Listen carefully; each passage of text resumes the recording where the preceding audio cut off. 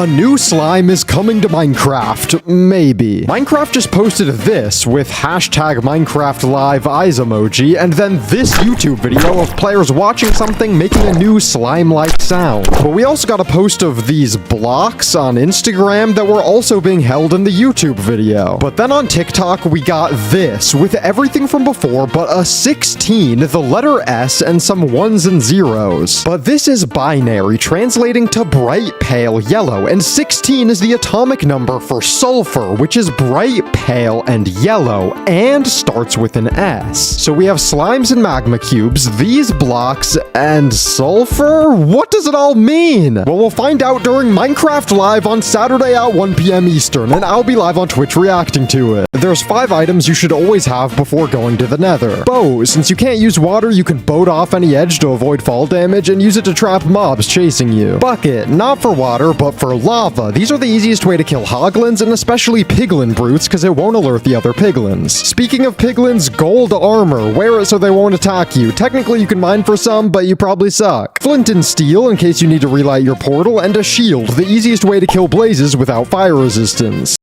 It can't be. 4 years ago, I was the first person in history to notice one corner of the roof of the pillager outpost was asymmetrical, and for years I've been begging Mojang to fix it. And what do I see today? No, they haven't released a snapshot and fixed it, of course.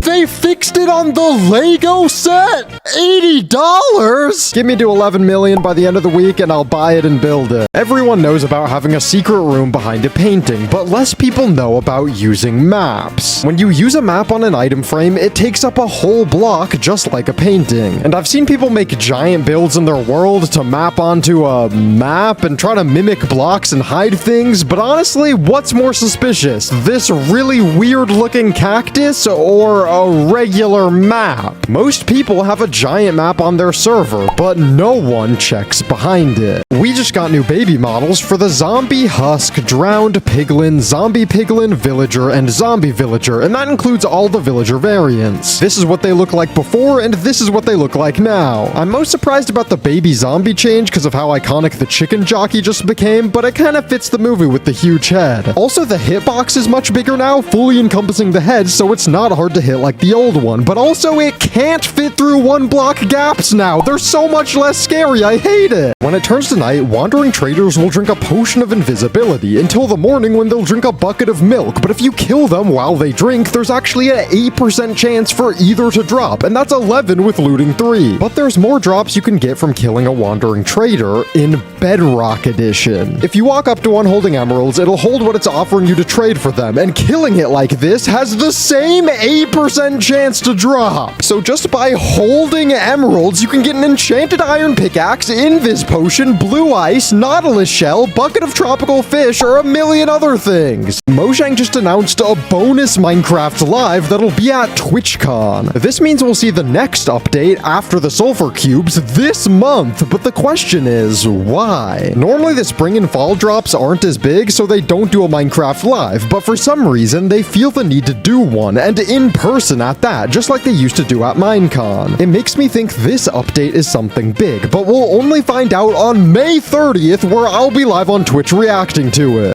What do magenta, pink, and light gray dye have in common? They're the only items with 5 crafting recipes, the most in Minecraft. But light gray dye should only have 4. It's made with a gray and white dye or a black and 2 whites, and then azure bluet, oxeye daisy, and white tulip. White tulip? Why does white tulip make light gray dye? And magenta dye should have 6 recipes. So you have allium and lilac, and of course purple and pink dye. And then you can split the purple and do red and blue and pink dye. And then you can split the pink and do 2 reds, a blue and a white dye. So then logically you should be able to split just the pink dye and do a red and white and purple. But you can't! Literally unplayable! There's a secret room in this base, and it's actually not this painting. It's this bed. Sometimes. You probably think there's something under the carpet, and there is. Fence gates that don't do anything and have nothing under them. If someone asks, you just use them to give a stepping on the bed effect. Now you probably think it's something when you sleep, but as you can see, I can sleep like normal and nothing happens. But if I sleep in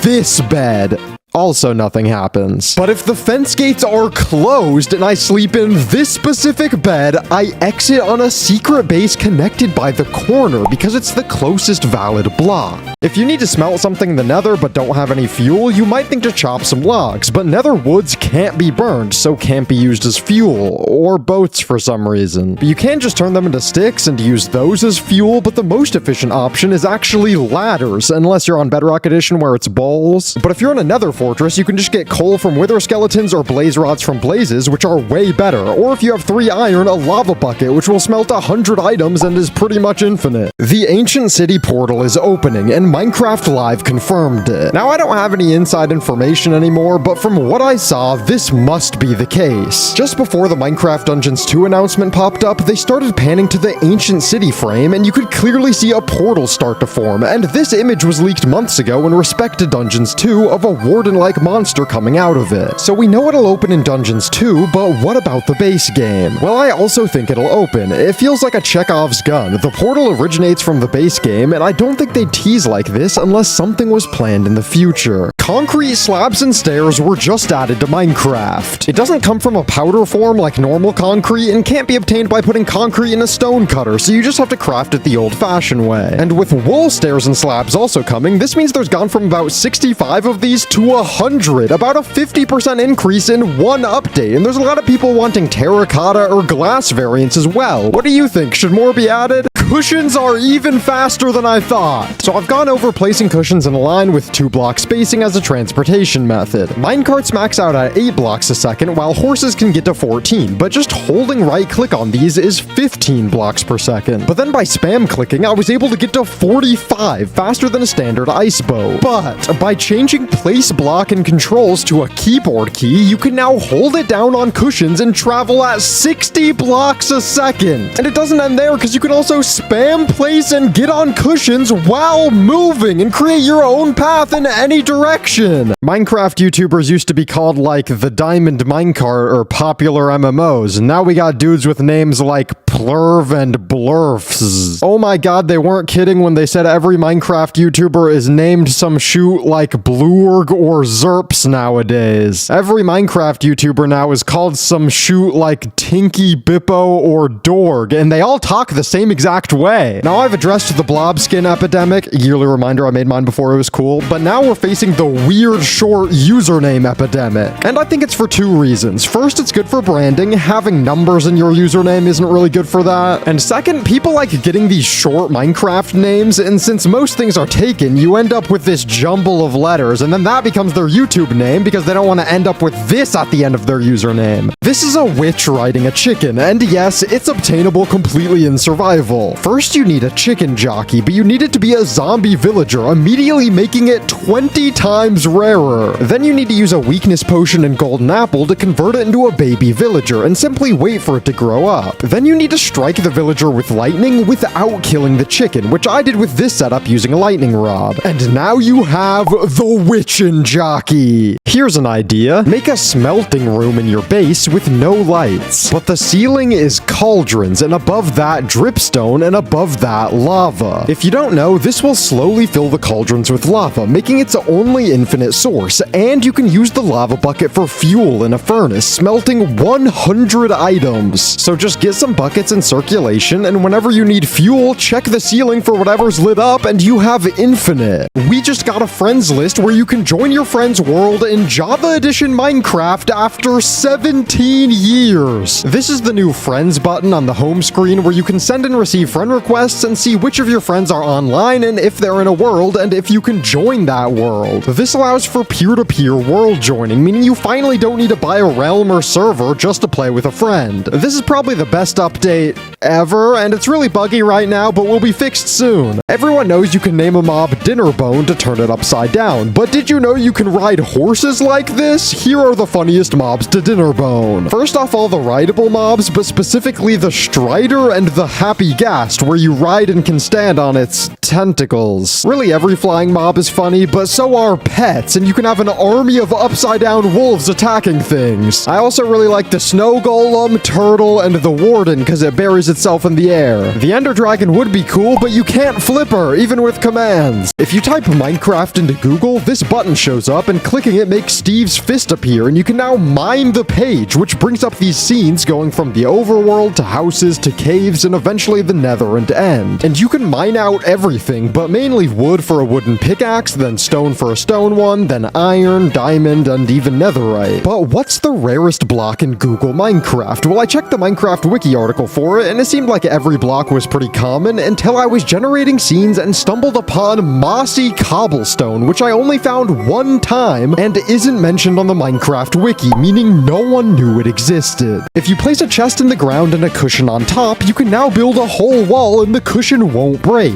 You won't be able to see the cushion at all, but since it's the same size, it's actually possible to click in and sit on it and get to the other side, which you can do pretty quick and have a perfect secret base anywhere. And you can do the same thing but with a sign, so then you'll fall through when you go in if you want a hidden base below, and you don't even need a wall for this. Any block will work. How many diamonds do you need? You know when you first get Fortune 3 and feel like you can finally mine diamonds efficiently? Well, how many do you need for your whole world's existence? Full diamond tools and armor take 36, but to get netherite, since you probably need to duplicate your upgrade template, that's an additional 70 diamonds. And even if you throw in some extra armor trims, repairs, jukeboxes, enchanting tables, you really only need like 2 stacks of diamonds unless you lose some in death. And even then, once you progress far enough, you can get all your tools and armor from villagers. How much coal do you need? You know when you start a new world and think, let me just get a bunch of coal now so I don't have to think about it while I get all my iron, diamonds, and all that stuff? So the first response to this question is, what? You're gonna need coal throughout your whole Minecraft playthrough. You can't just get it all at the start. Well, yes, but there is a turning point. Once you get Fortune 3, you can mine coal much more efficiently, and this is around the time you might look at other fuel sources, so the starter coal just has to last until then. So what is that starter number? Well, I estimated you want about 3 stacks of iron, a stack of gold, 2 stacks of cooked food, and 2 stacks of building blocks and other miscellaneous stuff, leading to 8 stacks of smelting, which is only 1 stack of coal when used efficiently. That leaves torches, and I think if you're conservative, you can do your early game mining with 4 stacks, which is 1 more stack of coal, meaning if you start the game mining just 2 stacks of coal, you should be set for a while.